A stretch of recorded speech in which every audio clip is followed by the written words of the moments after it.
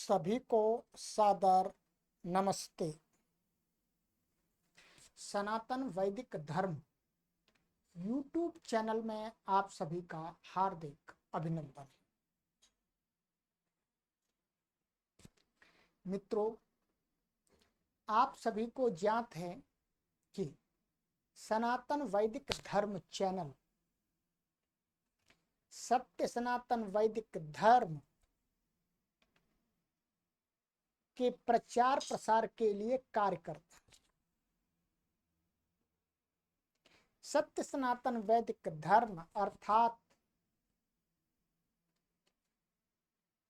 राष्ट्र को मजबूत बनाने के लिए प्राचीन काल से अनादि काल से चली आ रही ऋषि मुनियों की परंपराओं को आगे बढ़ाने के लिए,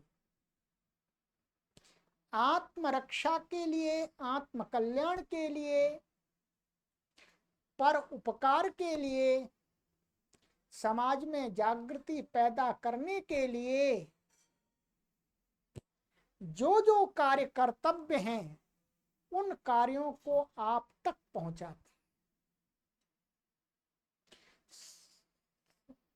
सनातन वैदिक धर्म चैनल आपके अंदर राष्ट्र प्रेम उत्पन्न करता है,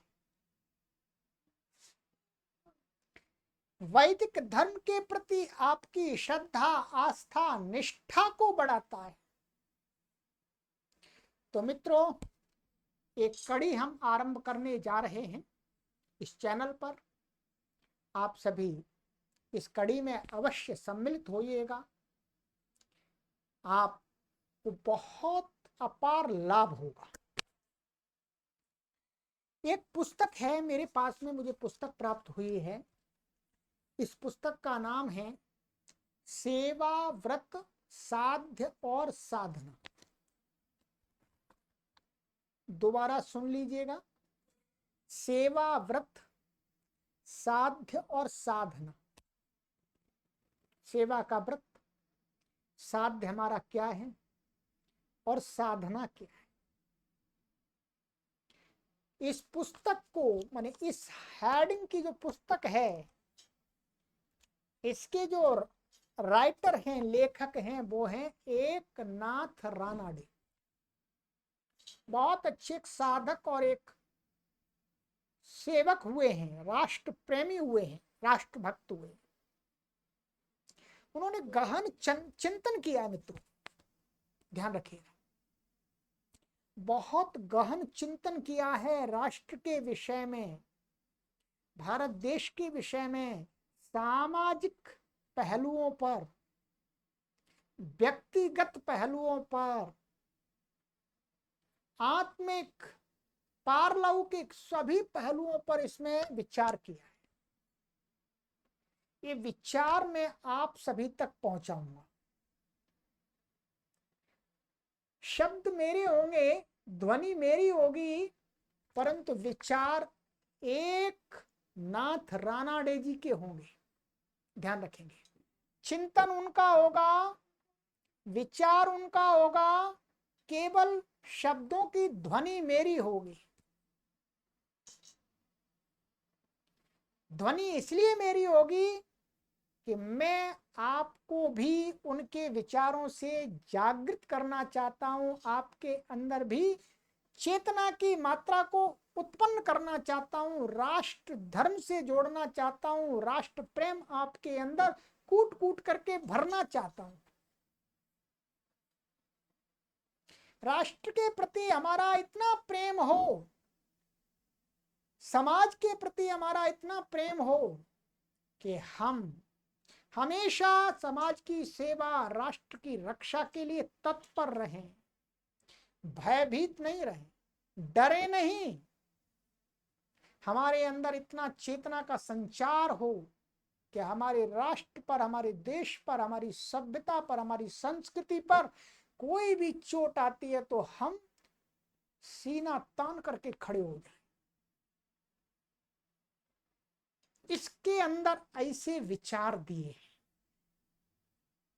आप पुस्तक चाहें तो पुस्तक भी मंगा सकते हैं, ये जागृति प्रकाशन नोएडा से पब्लिश होती है और आप मंगाना चाहें तो आपको भिजवा दी जाएगी, परंतु बिना पुस्तक के भी आप विचारों को सुनिएगा और आपको लगता है कि विचार अच्छे हैं, देश के लिए, राष्ट्र के लिए, समाज के लिए, प्रत्येक मनुष्य के लिए हितकारी हैं, तो आप इन्हें आगे भी लोगों तक शेयर करते रहिएगा। ठीक है, ये श्रृंखला चलेगी। यहाँ प्लेलिस्ट में एक कॉलम बना दिया जाएगा मित्रों, जिसका नाम होगा सेवा, व्रत, साध्य और साधना। ठीक है, वस्तुतः एकनाथ रानाडे जी ने एक इंग्लिश की पुस्तक लिखी थी। ठीक है, इंग्लिश की पुस्तक लिखी थी, साधना ऑफ सर्विस। उसका ट्रांसलेशन हिंदी में ये एक कृष्णानंद जी हैं, ठीक है, कृष्णानंद सागर जी, उन्होंने किया है। ठीक है, ध्यान रखें। एकनाथ रानाडे जी का संक्षिप्त जीवन परिचय भी मैं बता देता हूं कि इनका जो जन्म हुआ है वो 19 नवंबर 1914 1914 में हुआ है। ठीक है, काम महाराष्ट्र के अमरावती जिले के टिमटिला नामक ग्राम में हुआ। ठीक है, ये इनका संक्षिप्त सा परिचय है और इनका जो कार्य क्षेत्र है वो कार्य क्षेत्र है राष्ट्रीय स्वयंसेवक संघ के साथ मिलकर के इन्होंने कार्य किया, अर्थात राष्ट्रीय स्वयंसेवक संघ में रह करके देश के लोगों को जगाने का कार्य किया है, समाज के लोगों को देश के प्रति उनके क्या कर्तव्य हैं, अपने प्रति क्या कर्तव्य हैं, इन पहलुओं पर बहुत ही गहनता से, गूढ़ता से चिंतन किया है, मनन किया है, विचार किया है। वो विचार आपको अवश्य सुनना चाहिए। आप अपना सौभाग्य समझना कि आपको ये विचार आज इस टेक्नोलॉजी के माध्यम से आपके स्थान पर ही सुनने को मिल रहे हैं। ध्यान रखिएगा। आइए आरंभ करेंगे। इसके अंदर एकनाथ रानाडे जी के 40 प्रवचन हैं, या 40 मतलब 40 लेक्चर्स हैं। 40 लेक्चर्स हैं तो हम एक एक लेक्चर्स की कुल मिलाकर के एक लेक्चर्स की ऐसे करके हम कोशिश करेंगे। किसी कोई बड़ा लेसन होगा तो उसकी 2 वीडियो भी बनेंगी, परंतु हमारा प्रयास रहेगा कि एक वीडियो में एक लेक्चर कंप्लीट हो जाए। ठीक है, उसकी हेडिंग दी गई है। मैं आपको एक बार ये 40 जो इनके लेसन जो इनके जो बिंदु हैं उन पर मैं विचार कर रहा हूं। ठीक है, चलिएगा। पहला बिंदु है, पहला जो लेक्चर है उनका है 3 संभावनाएं। दूसरा लेक्चर है आध्यात्मिक और सांसारिक मनुष्य। तीसरा लेक्चर है यौवनावस्था की ओर, माने यौवन अवस्था की ओर। चौथा है शाश्वत सत्य की खोज। पांचवा है मनुष्य का प्रारब्ध।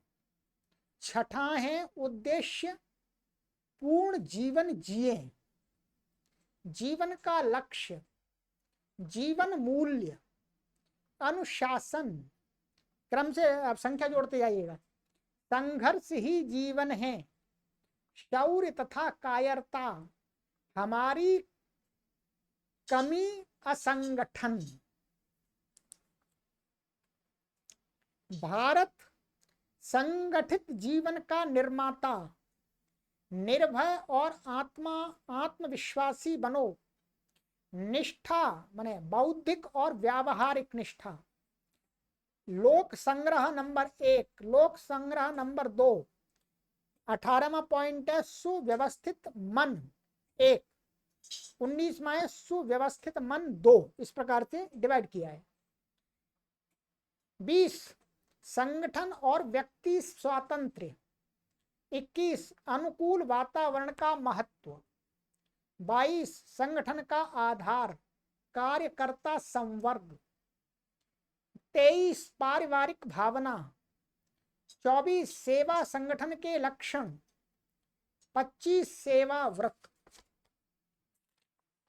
26 स्वार्थ से स्वानुभूति की ओर, 27 राष्ट्रीय पुनर्निर्माण का कार्य भाग 1, 28 राष्ट्रीय पुनर्निर्माण का कार्य 2, इस प्रकार से 2 में बांटा है। 29 गैर सन्यासी व्यवस्था, 30 सात्विकता, 31 व्यवहार कुशलता, 32 सहयोगियों के साथ समन्वय, 33 हम एक परिवार, 34 अज्ञात शत्रु बनो, अजात शत्रु बनो, क्षमा करो, अजात शत्रु बनो, 35 कार्यकर्ताओं की टोली, 36 आत्मनिर्भरता, 37 दैनिक जीवन भाग 1, 38 दैनिक जीवन 2 भाग 2, 39 ईश्वरीय योजना, और अंतिम है 40वां बिंदु। 40वां जो लेक्चर है उसका बिंदु है आगे बढ़ो। ठीक है, इन 40 प्रवचनों को 40 लेक्चर्स को मैं आप तक पहुंचाऊंगा क्रम से। ठीक है, आप जुड़े रहिएगा, चैनल को सब्सक्राइब करके बेल को ऑन कर लीजिएगा, जिससे आपको प्रत्येक वीडियो का नोटिफिकेशन मिलता रहे। ठीक है, चलिए अब हम चलते हैं नंबर 1, प्रथम लेक्चर है 3 संभावनाएं।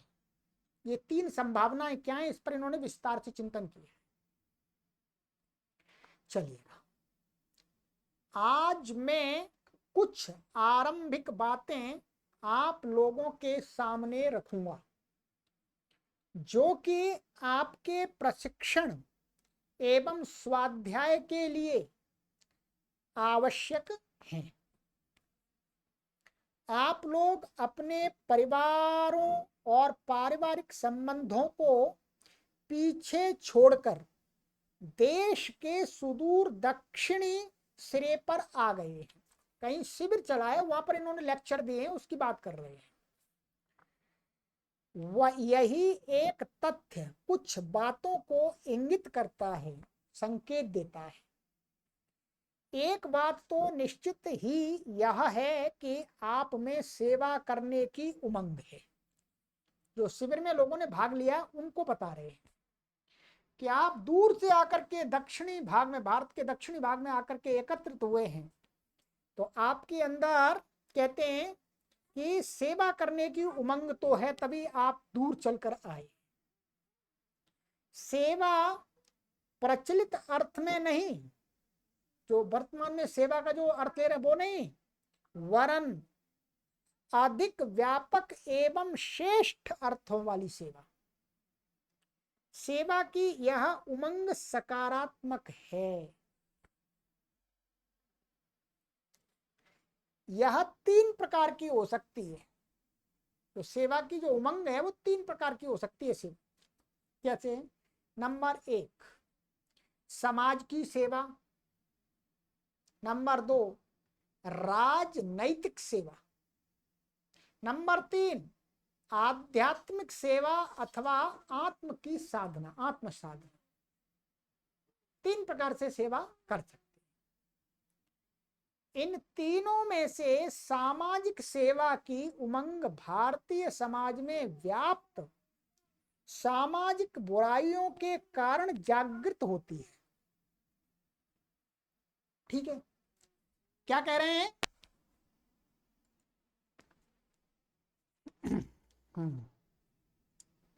तो ये कहते हैं कि इन तीनों में से जो सामाजिक सेवा है, जो उसकी उमंग है हमारे अंदर सामाजिक सेवा करने की, तो वो भारतीय समाज में व्याप्त, भारतीय समाज के अंदर जो फैली हुई बुराइयां हैं, उन बुराइयों के कारण जागृत होती है।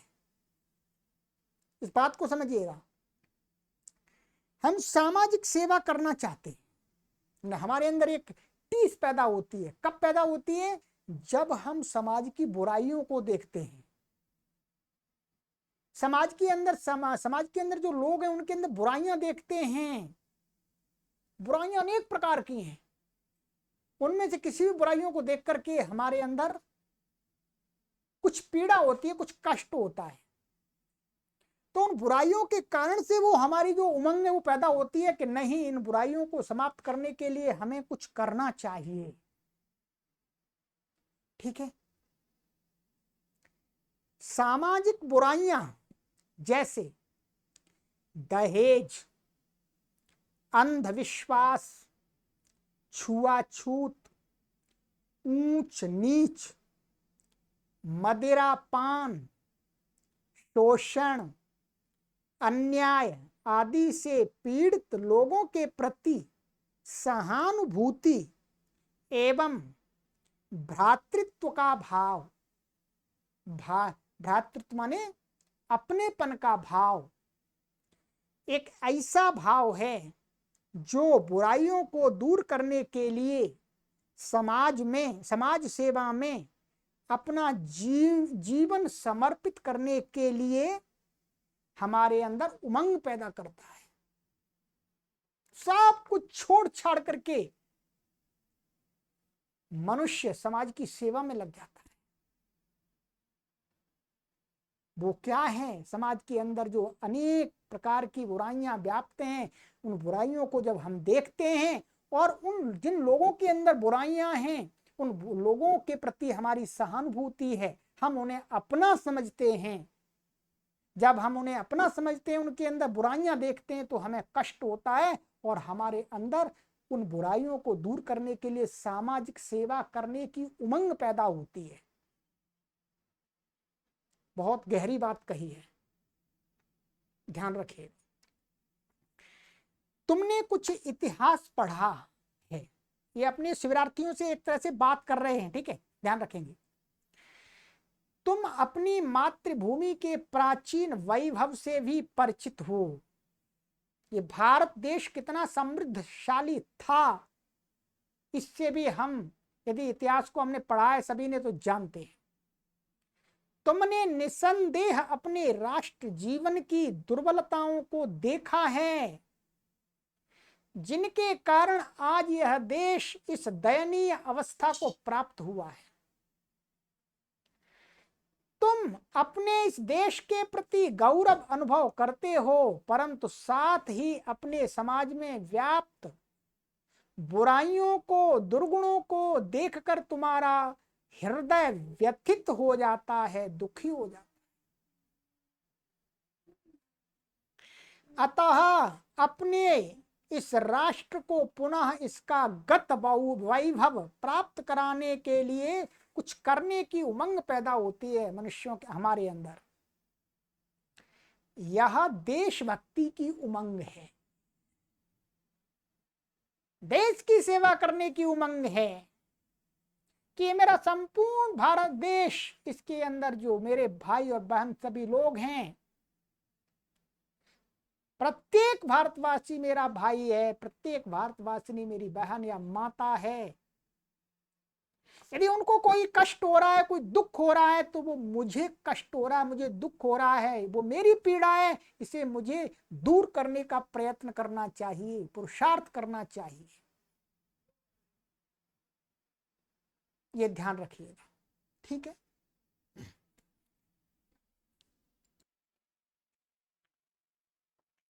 आगे कहते हैं, यदि तुम अपने चारों ओर के जगत का उचित दृष्टिकोण से अध्ययन करो तो तुम्हें इस सांसारिक जीवन की क्षण भंगुरता की अनुभूति होगी। ये जीवन तो बहुत छोटा है, तुम्हें इस भौतिक जगत की तुच्छ वस्तुओं के पीछे भागने में संतुष्टि नहीं होगी, तुम्हें संतुष्टि होगी अपने समाज बंधुओं की सेवा करने में। और इस प्रकार की सेवा की उमंग तुम्हारे हृदय में अपने आप पनपेगी, अपने आप विकसित होगी। ध्यान रखिए। इन तीन उमंगों में से कोई एक तुम्हें यहां खींच कर लाई। अर्थात शिविरार्थियों को कह रहे हैं कि तुम्हें शिविर के अंदर ये तीन जो उमंग हैं, समाज की सेवा, राजनैतिक सेवा और आध्यात्मिक सेवा, इनमें से कोई एक सेवा का आपके अंदर जज्बा है, या आप समाज की सेवा करना चाहते हैं, या राजनीतिक सेवा करना चाहते हैं, अथवा आप आध्यात्मिक सेवा अर्थात आत्म कल्याण करना चाहते हैं, इसके लिए आप यहां शिविर में आए हैं। आगे कहते हैं स्वयं को सेवा योग्य बनाना। सेवा की उमंग तो है, परंतु अपने अंदर योग्यता तो है ही नहीं, अपन उतने समर्थ ही नहीं है, उसके बारे में क्या विचार कहते हैं? कहते हैं सेवा भाव के साथ साथ अपने आप को सेवा के योग्य बनाने की एक सहज प्रवृत्ति होती है। अपने आप को सेवा के योग्य बनाना अनेक प्रकार से आवश्यक होता है, यथा शारीरिक दृष्टि से, मानसिक दृष्टि से, भावनात्मक दृष्टि से। ठीक है, सेवा के लिए शरीर अच्छा चाहिए, बौद्धिक स्तर अच्छा होना चाहिए, तुच्छ विचार नहीं, तुच्छ सोच नहीं होना चाहिए, जिसको बोलते कूपमंडूक विचार नहीं होना चाहिए। अपने स्वभाव एवं आदतों को सेवा योग्य बनाना होता है। जब तक तुम में यह परिवर्तन न आए, तुम सेवा नहीं कर सकते। ध्यान रखिएगा। आओ इसका विभिन्न दृष्टिकोणों से विवेचन करें। नंबर 1 बताते हैं शारीरिक। तुम्हारी देह पुष्ट, सुदृढ़ एवं बल संपन्न होनी चाहिए, जिससे आवश्यकता के समय तुम कठोर परिश्रम कर सको। तुम्हारा शरीर केवल स्वस्थ ही न हो, अपितु उसे सदा समर्थ रखने की भी तुम्हारी तैयारी हो। दुर्बल शरीर रोगों एवं विकारों को शीघ्र ग्रहण कर लेता है और कार्य के लिए बहुत बड़ी बाधा उत्पन्न कर देता है। नंबर 2 मानसिक। तुम में भिन्न भिन्न चीजों और परिस्थितियों को उनके सही परिप्रेक्ष्य में समझने की क्षमता होनी चाहिए। सिचुएशन को समझ करके निर्णय लेने की क्षमता होनी चाहिए। रटी रटाई बातें काम नहीं आती, रटे रटाए नियम काम नहीं आते।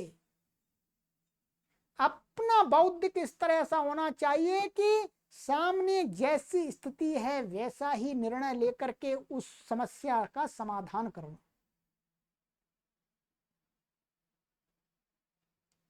आजकल क्या हो रहा है, रटी रटाई बातों से लोग समस्या का समाधान करने में लगे हुए हैं। इससे क्या है, समस्याएं हटने की जगह समस्याओं का समाधान होने के स्थान पर समस्याएं बढ़ रही हैं।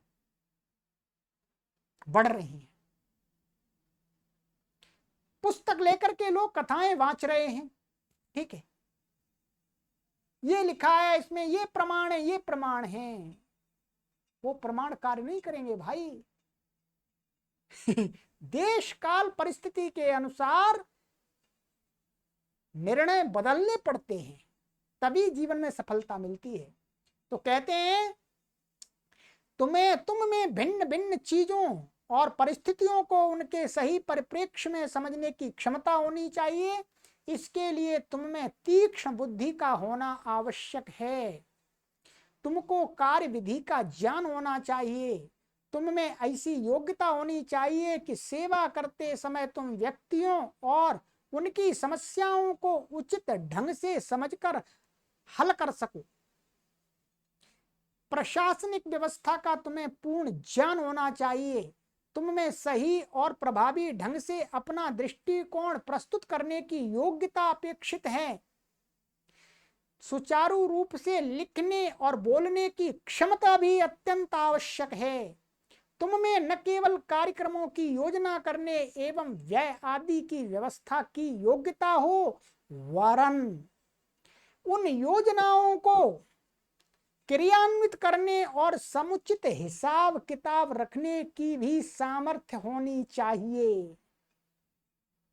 यह है मानसिक समर्थता। भावनाएं, इस प्रकार तुम्हारी मानसिक शक्तियों और संपूर्ण बौद्धिक तंत्र का अपना एक महत्वपूर्ण स्थान है। आगे कहते हैं नंबर 3, भावनात्मक। ठीक है, तुम्हारी भावनात्मक देह में भी परिवर्तन आवश्यक है। यदि तुमको क्रोध या उत्तेजना जल्दी होती है तो यह प्रवृत्ति तुम्हारे कार्य में हानिकारक सिद्ध होगी। यदि तुम्हारा स्वभाव क्रोधी हो और लोग तुम्हारे व्यवहार और वाणी की में गरिमा की कमी के कारण तुमसे परहेज करते हैं तो तुम सेवा के योग्य नहीं होगे। समाज सेवा में मानसिक संतुलन, उत्तम भाव एवं मन का पूर्ण संयम आवश्यक है। ध्यान रखिएगा, समाज सेवा में मानसिक संतुलन, उत्तम भाव, श्रेष्ठ भाव और मन का पूर्ण संयम आवश्यक है। ये 3 चीज याद कर लीजिएगा। समाज सेवा करना कोई सरल कार्य भी नहीं है। संक्षेप में, सेवा के लिए तुम्हारे अंतर्बाह्य जीवन में पूर्ण परिवर्तन होना चाहिए।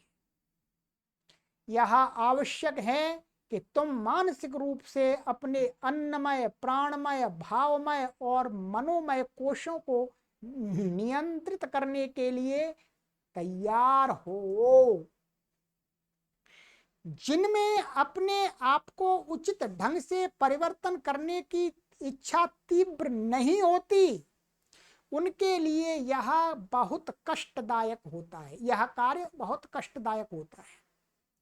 उनके लिए प्रातः 4, 4:30 बजे, मैंने प्रातः 4 या 4:30 बजे उठना ही कष्टकर होता है। जो अपने आदत को ही नहीं बदलना चाहते, तो खाने पीने की आदतों सहित सभी आदतें बदलना तो और भी दूर की बात है, कठिन बात है। अतः यह माना जा सकता है कि तुम अपने सर्वांगीण विकास की दिशा में अपने आप में पूर्ण परिवर्तन करने के लिए मानसिक रूप से तैयार हो। ध्यान रखिए, अपनी आदतों को बदलना पड़ेगा समाज सेवा के लिए। ठीक है, इस प्रकार तुम में 2 प्रवृत्तियां प्रमुख रूप से स्वीकार की जा सकती हैं। नंबर 1, तुम में सेवा भाव है, और नंबर 2, तुम में अपने आप को परिवर्तित करने की सिद्धता है। क्या इस प्रकार से 2 प्रवृत्तियां मुख्य होनी चाहिए हमारे अंदर समाज सेवी बनने के लिए? कौन कौन सी? कि तुम में सेवा, हम में सेवा का भाव है, ये सेवा करने की जज्बा है, उमंग है। और दूसरा है कि तुम में अपने आप को परिवर्तित करने की सिद्धता भी है। आप परिस्थिति के अनुसार अपने आप को परिवर्तित भी कर सकते हैं। यदि 4 बजे उठना पड़े तो 4 बजे उठ सकते हैं बिना किसी कष्ट के, और 1 बजे उठना हो तो 1 बजे भी उठ सकते हैं। ठीक, आइएगा, ये हो गया हमारा। अब आगे बिंदु है इसमें, सकारात्मक प्रवृत्ति होनी चाहिए। परंतु इस सेवा के लिए मुझे अपने योग्य बनाना है, यह प्रवृत्ति सकारात्मक होनी चाहिए। यह किसी प्रतिक्रिया या निराशा का परिणाम नहीं होना चाहिए कि मैं इस क्षेत्र में असफल हो गया तो चलो मैं सेवा का ही कार्य करूंगा जी, अब जबरदस्ती अपने आप को बदलता हूं। ये बात नहीं होनी चाहिए।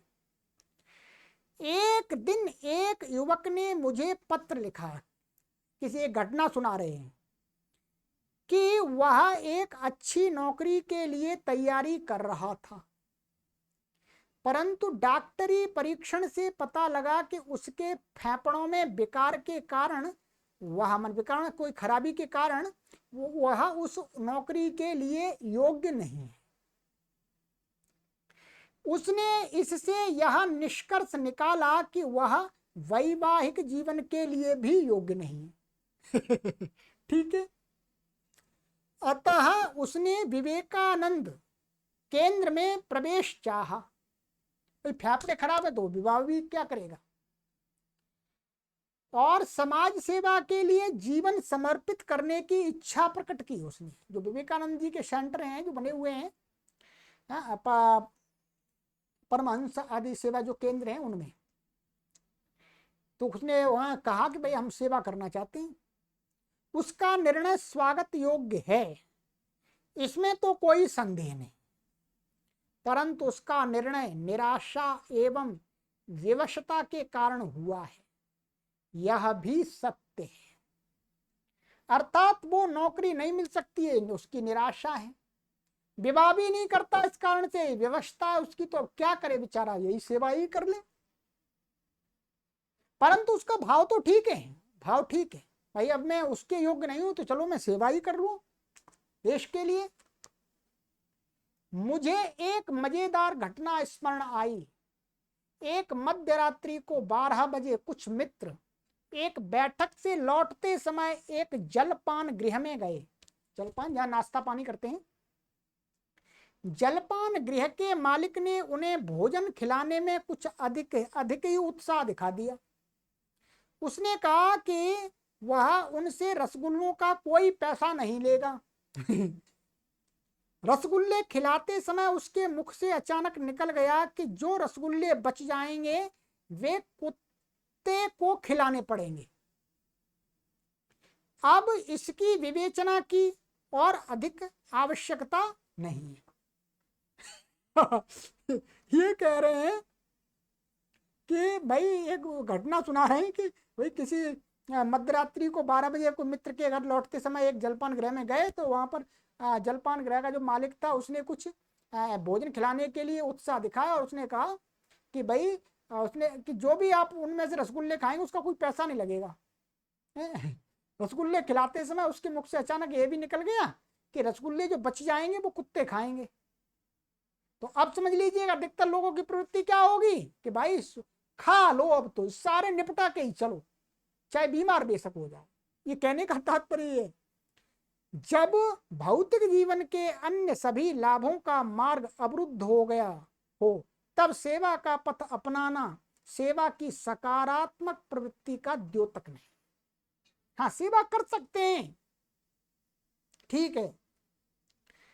इसी प्रकार जब मैं कहता हूं कि तुम्हें अपने को परिवर्तित करने का अवसर प्राप्त हो सकता है, तो इसका अर्थ यह नहीं कि हमने दुष्ट प्रकृति के मनुष्यों को सुधारने का कार्य अपनाया है। हमारी मान्यता है कि आप स्वस्थ सुंदर व्यक्तित्व के निर्माण हेतु उपयुक्त पदार्थ हैं। जिस प्रकार रुई से कपड़ा तैयार किया जा सकता है परंतु कीचड़ या रेत से नहीं। हमारा यह केंद्र दुष्टों को सुधारने के लिए नहीं है, न यह मनोविकारियों को ठीक करने के लिए। उदाहरणार्थ कोई व्यक्ति सामान्य व्यक्ति से इस बात में भी भिन्न हो सकता है कि वह किसी दूसरी दुनिया का व्यक्ति है, किंतु जो इस संसार की सेवा करना चाहते हैं वे दूसरी दुनिया के नहीं हो सकते। उन्हें इसी दुनिया का होना चाहिए, इसी संसार का होना चाहिए, इसी देश का होना चाहिए, इसी से संबंधित होना चाहिए। भले ही उन्होंने मानसिक दृष्टि से इस जगत को पार कर लिया हो, ठीक है, अर्थात अपनी आत्म स्थिति को बहुत ऊंचा कर लिया हो। मैंने एक बात और भी है कि तुमने स्वयं को अपने पारिवारिक बंधनों से कुछ अंश तक मुक्त कर लिया। ये अपने शिविरार्थियों को बता रहे हैं, क्योंकि स्वयंसेवक संघ में जब जाते हैं तो वहाँ पर कुछ इस प्रकार के प्रतिज्ञाएं कराई जाती हैं, पहले से उनको पढ़ाया जाता है कि भाई घर बार से थोड़ा कम संबंध रखना है, यदि देश की सेवा करनी है, समाज की सेवा करनी है तो।